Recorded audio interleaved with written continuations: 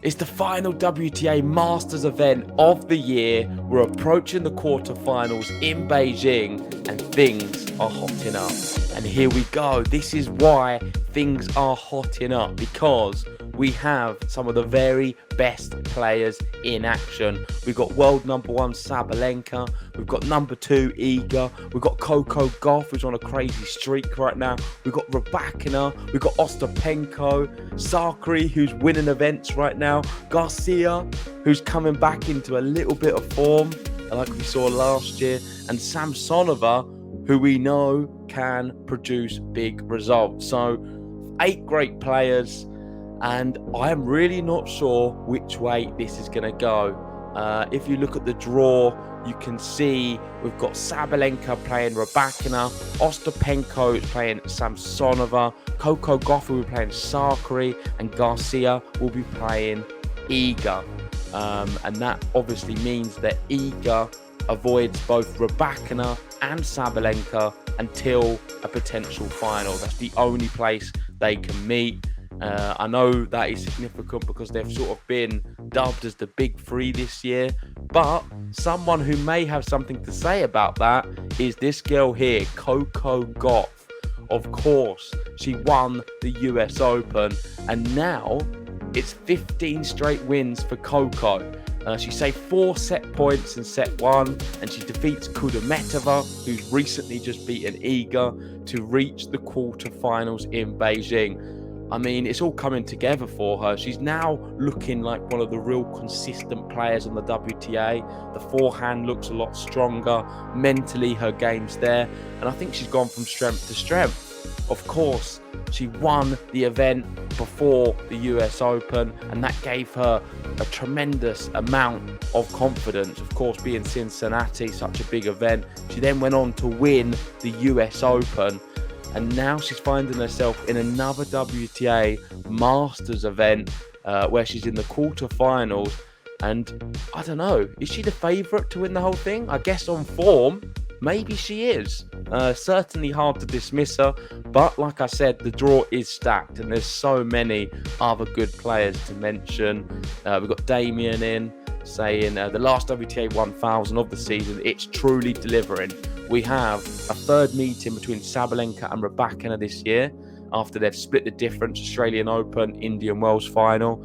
And Gauff is on a 15-match winning streak, like I've just said, against, of course, the very, very impressive Maria Sakkari, who seems to have turned the corner a little bit after winning Guadalajara.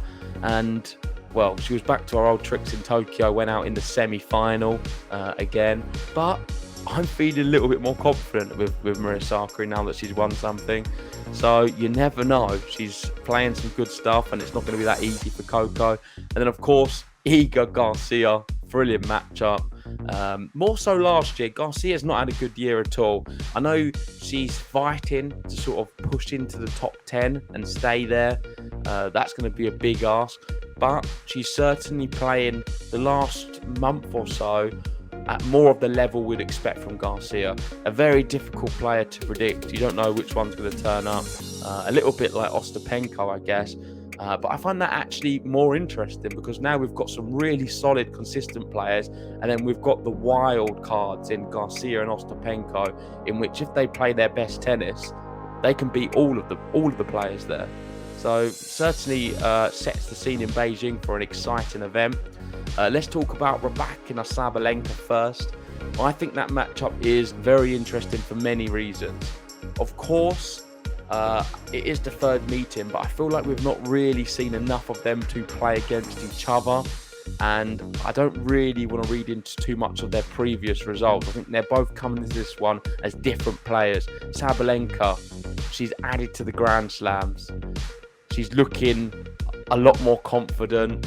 She seems to now be a new player at world number one who's not really losing, let's be honest. I mean, she lost to Mukova not too long ago at Roland Garros. And of course, Coco Gauff in the final of the US Open. Aside from that, she's not lost much recently at all. And it's going to be 2 big serving and hitting players battling out in the fast conditions of Beijing. I think it could be a really good one. I know we've got the tennis letter saying who wins. Let me know in the comments section who you guys think. What I'm going to say right now before I give my official prediction is this one has got to go to 3 sets. Let's go back to the graphic because I think it is a good time to give some predictions. And I'm going to start with Garcia Iga. They've produced some good matches in the past. Iga has beaten her quite comfortably also. And I feel Garcia, as much as she's hitting a bit of a purple patch, it's not going to be enough to defeat Iga. And I expect Iga to win that one in straight sets. So she moves forward. Coco Gauff, Maria Sakkari. I think it speaks for itself. I know Sakkari has just won an event, but Gauff is the most informed player right now, up there with Sabalenka. And for that reason alone, I think she's going to defeat Sakkari in the semi-finals. In the quarterfinals, and prevent Sakkari from reaching a semi. Samsonova, Ostapenko. This one is a real pick-em. Not sure which way it's going to go. I know I went quite big on Samsonova at the start of the year in my predictions, and I think she needs some extra points. So for that reason, I'm going to be going for Samsonova to win this match, and I'm going to have it in straight sets. The big one, Sabalenka, Rybakina. Hopefully we can cover it on the channel. My prediction for this one, I've already said it's going to be 3.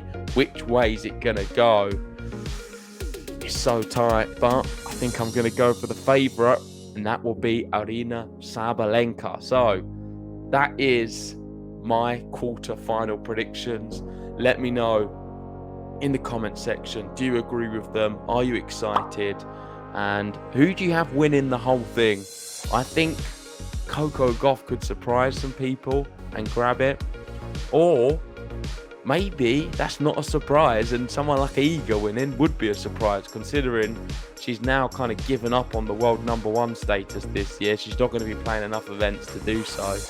And I guess she's not really considered the favourite out of this draw. So, yeah, I'm not sure. I feel like the win is going to come from the other side.